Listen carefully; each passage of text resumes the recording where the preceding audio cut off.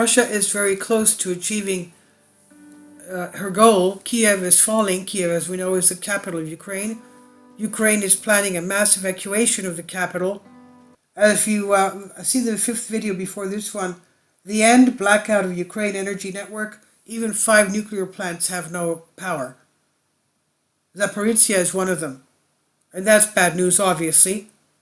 Now, we don't know if they have generators, but how long are the generators going to last for whole nuclear power plants? So, a new refugee wave to Western Ukraine and EU countries.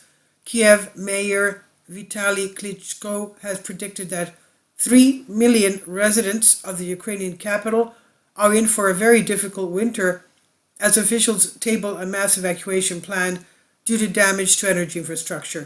Not only do they not have power, they don't have water either. Okay, so more of course, millions of residents will flee to Europe for their lives. Now, this means that the Russians will achieve a major goal: the gradual evacuation of Kiev, which will be accompanied by new Russian attack from the side of Belarus. Belarus is on Russian side, as we know. Ukrainian citizens will be forced to leave the capital of the country as the energy companies have literally collapsed and the situation is desperate. If this is achieved, which now seems inevitable, then General Surovikin will have taken a big step towards the occupation of Kiev.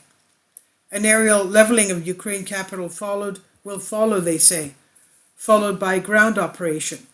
This is the worst winter since World War II, Klitschko told German tabloid Bild. According to a report in the newspaper, the city is forced to prepare for the worst case scenario: widespread power outages and very cold temperatures, even for the evacuation of part of the population. The mayor said, hastening to add, "But we don't want to get there." Well, they're going to have to get there.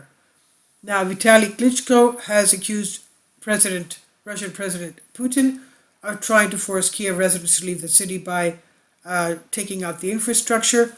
Putin is trying to terrorize the world, make it freeze without light, to put his Ukrainian counterpart Volodymyr Zelensky under pressure, the mayor of Kiev said. But nothing like that will happen. My impression is that people will become angrier, more determined. We will not die, nor will we put it to rest as Putin wants, he said. He also asked Germany to send as soon as possible generators, protective clothing, and various items of humanitarian nature, in addition to weapons and ammunition. Will Kiev survive the toughest winter since World War II? The mayor of Kiev told Politico that Russia wants Ukraine without Ukrainians, adding that his countrymen must resist. They want to freeze us, destroy our electricity, heating, and generators. They're doing everything to remove the Ukrainians, but these are our homes, our cities, and we don't want to leave, he said. Russia's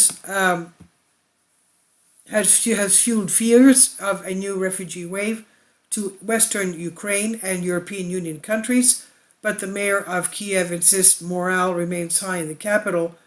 He also sought to clarify comments he and other Ukrainian officials made earlier this month, stressing that he does not want to see any of Kiev's more than 3 million residents leave. Officials, including Roman Tkachuk, security director of Kiev's municipal administration, raised the prospect of a mass evacuation in the event of a total blackout. Later, however, he retracted his statements.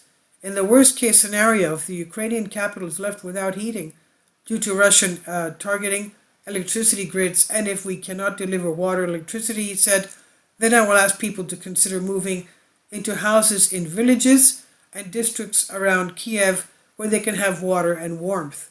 You know, they have their well water, and they have their, their coal and their wood stoves, their wood heaters. So obviously, I guess people will have to have their philanthropy and bring in people for saving lives. Now, that's the mayor's worst-case scenario. He says he warns city residents that if they don't want to leave, they'll have to be prepared to make sure they stock enough drinking water and batteries to charge cell phones and other already electric equipment. Preparations for the heaviest winter Patriots wanted, dressed in green camouflage uniform. Now, bulletproof vests propped in corner of the office filled with boxing memorabilia, models of future city buildings.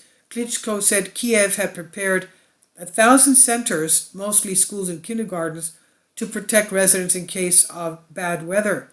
Wood stoves and generators have been purchased to heat the shelters, although the schools were chosen because some already have independent heating sources. Food, water, and medical supplies are also stored. The city has already lost about half of its energy capacity to what the Russians took out, and areas of it are experiencing scheduled blackouts. Most patriots have no street lights, part of an effort to reduce energy needs.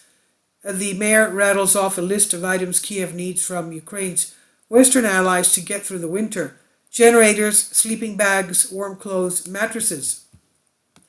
I'm surprised he didn't say food. Now, above all, he stressed that Ukraine needs more air defense systems to fully block its skies and prevent passage of drones or other things. So he says we have to protect the skies above our heads. It describes Russia's operation to level the power grid as an act of terrorism. In Kiev, the Russian strikes also took place in the historic center near our central university and in playgrounds, he says, angrily. That's why we need right now to protect the skies above our citizens, and that's why we need more air defense systems right now. Asked if that would include the U.S. Patriot system. He said, yes, of course, we would be happy to have that. Klitschko also closed his interview repeating about the intentions of the Russian invaders. They want people to be depressed and go away. And you know what's interesting? No one is leaving. They're not achieving their goals. After all these things, people are not depressed. They are angry and ready to fight, he said. This is by War News 247. I've translated this for you from a Greek article. Please leave your comments and thank you for your support.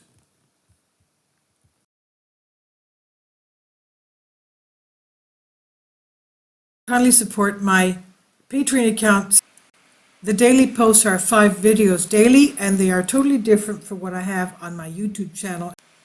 Thank you so much for your support and that you find all my content so interesting. You'll find the Patreon account details in the description box below.